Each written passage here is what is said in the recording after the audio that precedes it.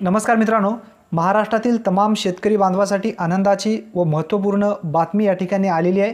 कारण मंत्रिमंडळाच्या बैठकीमध्ये एक मंजुरी देण्यात आलेली आहे, ती म्हणजे मागील त्याला शेततळे। या शेततळेच्या माध्यमातून अनेक शेतकरी बांधवांचा याला परिपूर्ण फायदा होणार आहे। यामधून सिंचनाची उपलब्धता झाल्यामुळे त्यांचे जे उत्पन्न आहे उत्पन्नामध्ये नक्की वाढ होणार आहे। यासाठी आज झालेल्या मंत्रिमंडळाच्या बैठकीमध्ये जे नियोजन करण्यात आला, यामध्ये जे पूर्वी 50,000 रुपयांपर्यंत अनुदान दिला जाणार होता, तो अनुदान आता 75,000 पर्यंत या ठिकाणी दिले जाणार आहे। मित्रांनो, ही जी मंत्रिमंडळाची बैठक जे काल घेण्यात आली, या मंत्रिमंडळाच्या बैठकीमध्ये काय काय आढावा घेण्यात आला, या सर्व गोष्टींची माहिती आपण जाणून घेऊया।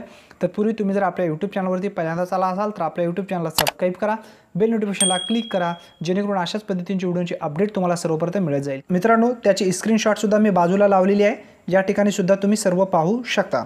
मुख्यमंत्री शाश्वत कृषी सिंचन योजनेत वैयक्तिक शेततळ्यांचा समावेश करून अर्थसहाय्य करण्याबाबत आज महत्त्वपूर्ण जे बैठक घेण्यात आली, या बैठकीच्या माध्यमातून काय काय आढावा घेण्यात आला, या सर्व गोष्टींची माहिती पाहूया।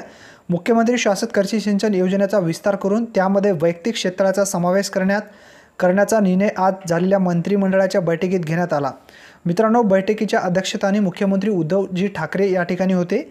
यापूर्वी मागील त्याला शेततळे योजनेच्या शेतकऱ्यांना देण्यात येत असलेल्या 50,000 रुपयाच्या अनुदानात 50% वाढ करून या योजनेत शेतकऱ्यांना विविध आकारमानाच्या वैयक्तिक शेततळ्यासाठी शासनाने निश्चित केलेल्या खर्चाच्या मापदंडा एवढे किंवा 75,000 रुपये यापैकी जी रक्कम कमी असेल तेवढी अनुदान देण्याचा निर्णय घेण्यात आलेला आहे। मित्रांनो, पूर्वी जी रक्कम आहे 50,000 रुपये दिली जात होती, परंतु आता जी रक्कम आहे ती या ठिकाणी वाढ करण्यात आलेली आहे, म्हणजे 75,000 रुपये अनुदान सुद्धा या ठिकाणी दिले जाणार आहे। मित्रांनो, पुढे शेततळ्याच्या माध्यमातून शेतकऱ्यांच्या शाश्वत सिंचनाची सुविधा उपलब्ध व्हावी, पिकाच्या शाश्वत उत्पादनाची व हमखास आर्थिक उत्पन्नाची खात्री मिळावी, या उद्दिष्टाने वित्तमंत्र्यांनी सन 2022-23 याच्या अर्थसंकल्पीय भाषणात ही घोषणा करण्यात आलेली आहे आणि त्यास आज राज्य मंत्रिमंडळाच्या बैठकीत मंजुरी सुद्धा देण्यात आलेली आहे। मित्रांनो, यामुळे अनेक शेतकरी बांधवांना नक्की दिलासा भेटणार आहे। आणि मित्रांनो, ही जी बैठक होती अत्यंत महत्त्वपूर्ण होती, कारण या बैठकीच्या माध्यमातून एक GR काढण्यात येईल, एक शासन निर्णय निर्गमित करण्यात येईल।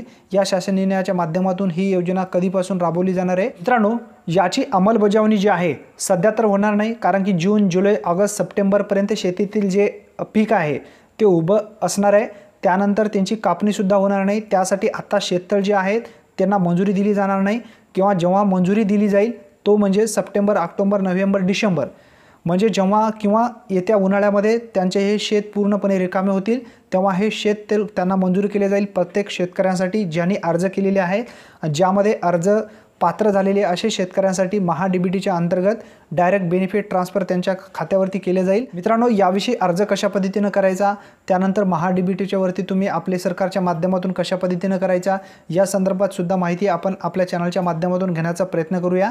मित्रांनो, तुम्हाला जर हा व्हिडिओ आवडला असेल तर व्हिडिओला नक्की लाईक करा आणि तुमच्या जास्तीत जास्त मित्रांना शेअर करा, जेणेकरून अशाच पद्धतीची व्हिडिओची अपडेट तुम्हाला व तुमच्या मित्रांना मिळत जाईल। धन्यवाद।